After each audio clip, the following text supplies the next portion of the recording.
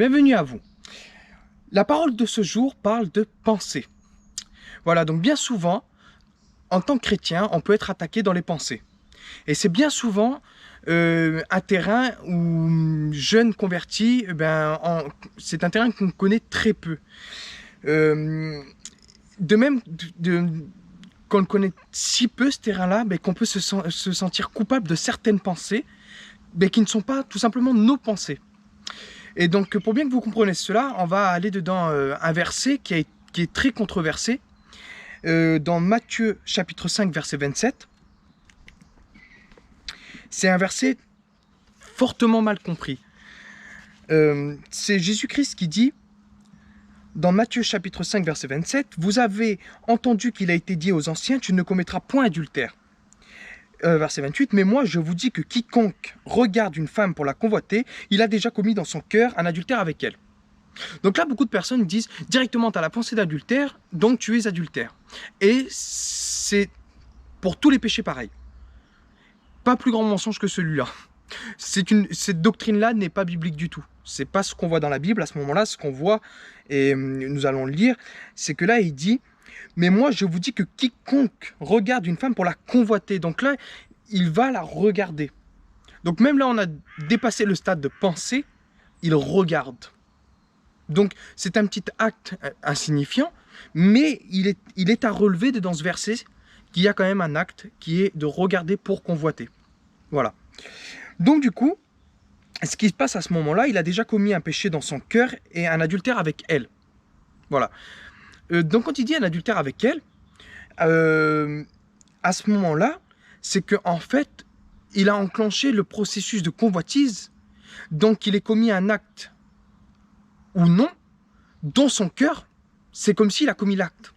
Car il a déjà, dans son cœur, médité cette pensée-là. Voilà, ce que la Bible nous dit. Par contre, on va voir qu'il est différent d'une pensée qui va essayer de rentrer dans votre tête et que vous dites « Non, je refuse cette pensée ». Et c'est là bien que des fois, le malin se sert beaucoup de ce sorte de pensée-là pour essayer de vous faire croire que vous êtes coupable. Mais c'est pas plus grand mensonge que cela. Ce n'est pas biblique. On ne peut pas pécher sans avoir décidé de pécher volontairement. Voilà. Et c'est pour ça que dans la Bible même, il existe des péchés involontaires, il existe même des actes que vous pouvez faire sans vouloir les faire. Et c'est ce que nous allons voir dans Josué, chapitre 20, verset 1. Donc dedans Josué, chapitre 20, verset 1, il est écrit « Puis l'Éternel parla à Josué en disant « Parle aux enfants d'Israël et leur dit, établissez-vous les villes de refuge desquelles je vous ai parlé par le moyen de Moïse, afin que le meurtrier qui aura tué quelqu'un par ignorance, sans y penser, s'y enfuit, et elles vous seront pour refuge devant celui qui a le droit de venger le sang. » Et là, on voit qu'il est écrit, afin que le meurtrier qui aura tué quelqu'un par ignorance, sans y penser. Donc, là, ça va encore plus loin que l'acte qu'on a vu tout à l'heure dans Matthieu, où là, la personne ne fait que regarder. Là, ça va encore plus loin. Et vous voyez, il y a une leçon à en tirer, c'est dedans Matthieu. Il regarde pour convoiter et il est pécheur. Très clairement, c'est dit qu'il a fait un adultère avec cette femme-là. Par contre, là, on voit dedans Josué qui a acte, qui a été commis, mais par contre, il n'y a pas de péché. C'est-à-dire, il a commis par ignorance. Il est en train de dire, il a commis sans y penser. Et vous pouvez très bien aller dans le chapitre 20 et le lire en entier. Je vous invite à aller le faire et vous verrez très bien que cette personne n'est pas coupable. Voilà. Donc, on voit qu'en fait, ce qui compte, c'est les pensées qu'on médite. Donc là, bien sûr, quand il a fait l'acte, il a sûrement été emporté par sa chair pour commettre cet acte-là, bien entendu. Mais il arrive qu'il y ait des actes même commis par notre chair dont nous ne sommes pas coupables de ces actes. Nous refusons ces actes-là et la chair est plus forte des fois. Et nous voyons ça dans Romains chapitre 7 verset 14. Dans Romains chapitre 7 au verset 14. « Car nous savons que la loi est spirituelle, mais je suis charnel vendu au péché. Car je n'approuve point ce que je fais, puisque je ne fais point ce que je veux, mais je fais ce que je hais. » Or, si ce que je fais, je ne le veux point, je reconnais par cela même que la loi est bonne. Donc là, nous, on va lire jusqu'à la fin du chapitre 1. Maintenant, donc, ce n'est plus moi qui fais cela, mais c'est le péché qui habite en moi. Car je sais qu'en moi, c'est-à-dire en ma chair, il habite point de bien, vu que le vouloir est bien attaché à moi, mais que je ne trouve pas le moyen d'accomplir le bien. Donc là, je veux qu'on resitue dans le contexte, c'est quand même l'apôtre Paul qui écrit ça. Un des plus grands évangélistes de la terre. Et vous vous rendez compte que lui, il était dans ces faiblesses-là.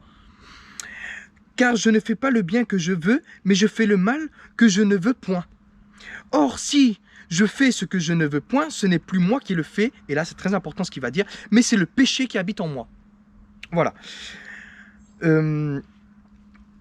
Donc, je trouve donc cette loi au-dedans de moi, que quand je veux faire le bien, le mal est attaché à moi. Car je prends bien plaisir à la loi de Dieu quant à l'homme intérieur, mais je vois dans mes membres une autre loi qui combat contre la loi de mon entendement. Donc là, on voit que ça combat contre la loi de son entendement. Et c'est ce qui est très important, et qui me rend prisonnier à la loi du péché qui est dans mes membres. Voilà, on voit que votre chair est soumise à la loi du péché.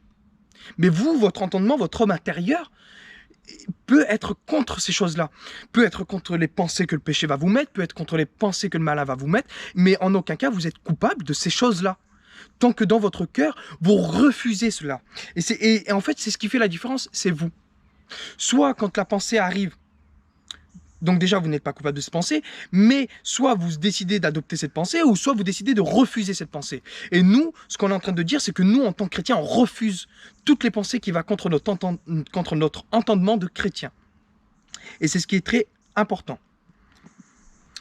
Et là, il écrit « Ah, misérable que je suis, qui me délivrera du corps de cette mort ?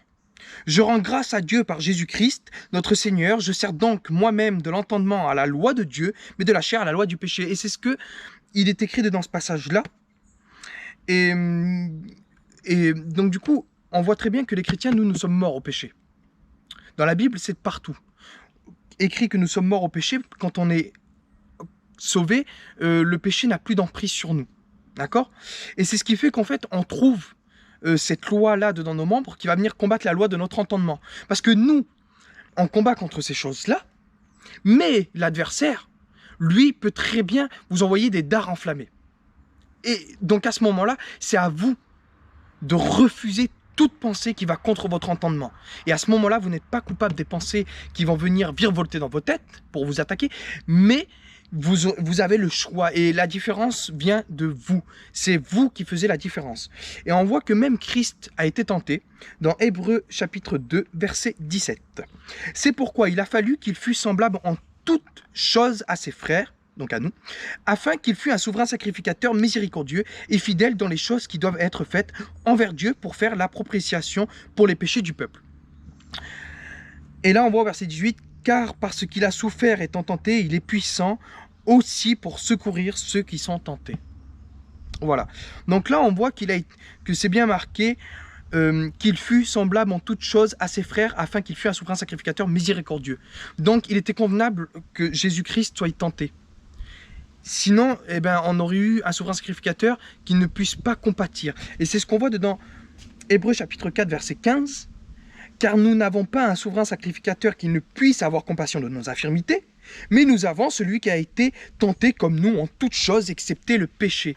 Donc pourquoi il dit excepté le péché? C'est-à-dire il a été tenté, mais il n'a pas péché. Et là c'est le sujet, c'est qu'on est en train de dire que des fois il y a des attaques qui viennent dans nos têtes, mais ce qui compte c'est que nous on refuse, et comme on refuse cela, il n'y a pas de péché. Vous n'êtes pas votre tentation. Voilà. Et là, on voit maintenant, même pour réconforter vos cœurs, dans 1 Jean 3, 20, que si notre cœur nous condamne, certes, Dieu est plus grand que notre cœur et il connaît toutes choses. Donc maintenant que vous êtes enfant de Dieu en ayant accepté Jésus-Christ en tant que sauveur à la croix, à ce moment-là, même qu'à un moment donné, tu peux avoir une pensée qui veut te mettre le doute et te faire croire que tu es condamné, là, la Bible dit, même si ton cœur te condamne, Dieu sait très bien que tu es son enfant. Il est plus grand que ton cœur et il connaît toutes choses. Donc quand il dit qu'il connaît toutes choses, il sait que tu es son enfant. Et c'est ce qui compte, c'est la seule chose qui compte. C'est les yeux de Dieu. Et Dieu voit très bien que tu es en combat contre toutes ces attaques que le malin veut mettre dans ta tête. Tu combats contre ça. Et ce qui compte, c'est tes choix. Ce qui compte, c'est le choix que tu vas faire. Et là, on voit au verset 21, « Mais bien aimés, si notre cœur ne nous condamne point, nous avons assurance envers Dieu. » Donc maintenant, on y gagne aussi si notre cœur ne nous condamne pas. Eh bien, alors là, on est tranquille dans nos têtes. Mais même, on voit dans le verset 20 que même s'il nous condamne, eh bien, tant pis, le Seigneur, lui, connaît toutes choses. Voilà, je finirai sur cela. C'est que, bien souvent, le malin veut vous affliger dans vos pensées, il vous fait passer par des tempêtes. Vous laissez vraiment pas manipuler. La seule chose que le malin peut faire dans vos vies, je vais vous le dire clairement, c'est des illusions. C'est l'illusion. Il va vous mettre dedans des mensonges. Donc, dites-vous bien que tout ce qu'il dit dans vos têtes, pour vous atteindre dans votre cœur, c'est un mensonge. Voilà, tout simplement. Et vous, Jésus-Christ, qui est en vous, est plus fort que le mensonge, est plus fort que le péché qui est dans la chair. Et voilà. Donc du coup, soyez tranquille, ayez la paix en vous-même, priez votre Dieu, et tout va bien. Vraiment. Je veux que vraiment que dans votre cœur, cette parole rentre, et que vraiment vous remerciez le Seigneur chaque jour pour cette grâce qu'il nous a donnée. Voilà. Que la grâce et la paix de notre Seigneur Jésus-Christ vous accompagnent.